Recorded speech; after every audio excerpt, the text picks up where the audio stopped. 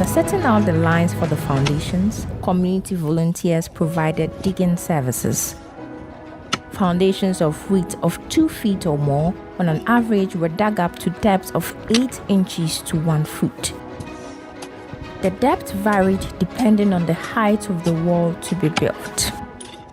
The labor was supplemented by women from the community who supported the project as carriers of stone from the base of the hill into the fort, as was done in the medieval times. Much of the rocks found while digging were cracked manually and reused for the foundations, as was done almost 400 years ago. After the foundations were filled with laterite and sand, it was given a firm compaction. Flagstones were laid to a slight slope so rainwater would not settle on the apron. Much care was taken to provide a walkable surface. Checks were also done on the surfaces week after week to make sure that the application of lime mortar was suitable. Loose flagstones were also replaced. A decision was made to recover the memory of the round southwest bastion by extending the walkway around the remnant of stones left from its position in the valley. The foundations of the lost circular bastion walkway were dug. Circular descending and ascending steps were built to mimic the original position of the bastion.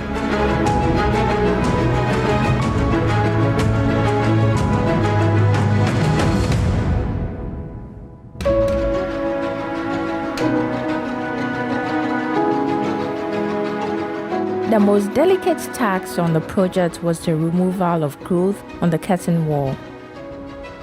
The roots were buried so deep into the bastion's wall that it was impossible to remove. Some of the vegetation removed from the wall had a more complex system of roots than expected. While some had not penetrated deep into the walls, others had a net-like system of roots that spread along the walls.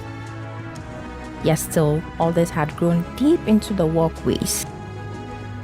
Others were small vines that had grown on top of the highest point of the ruins, which was dangerous and difficult to reach. The decision was to cut the branches and regularly apply the recommended herbicide containing glyphosate on the surface of the stumps. This was done for all grown vines along the walls and to be repeated periodically. The existing masonry structures of Fort Amsterdam present an extensive state of damage characterized by active fractures, wall misalignment, and deep cracks.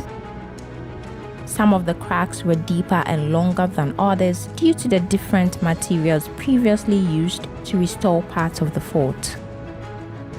In preparing to fill the cracks with lime grout mortar, it was necessary to devise new ways to fill the cracks by using a locally invented manually operated pump to shoot grout deep at high pressure into the fissures and cracks.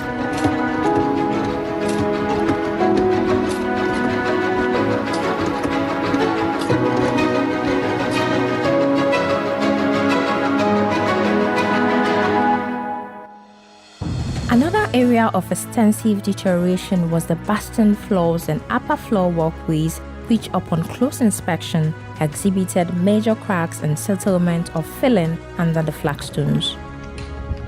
Rainwater would seep in through these cracks and cause water barrows in the filling below the bastions, consequently appearing on the surface of the bastions as cracks.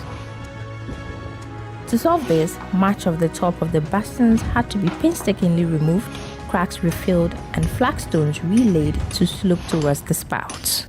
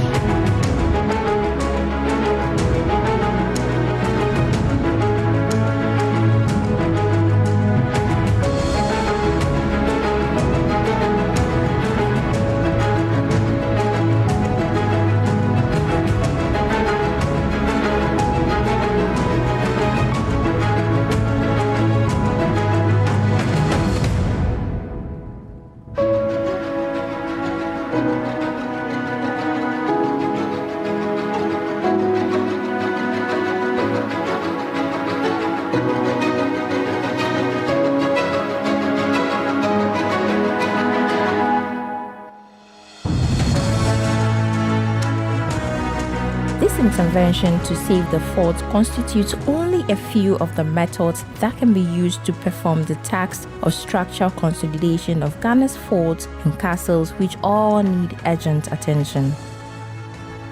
The castles and forts are recognized by UNESCO as a singular collective historical monument that presents not only the wrongs of the slave trade, but also symbols of 4 centuries of pre-colonial trade and commerce between African traders and the most powerful maritime nations in Europe.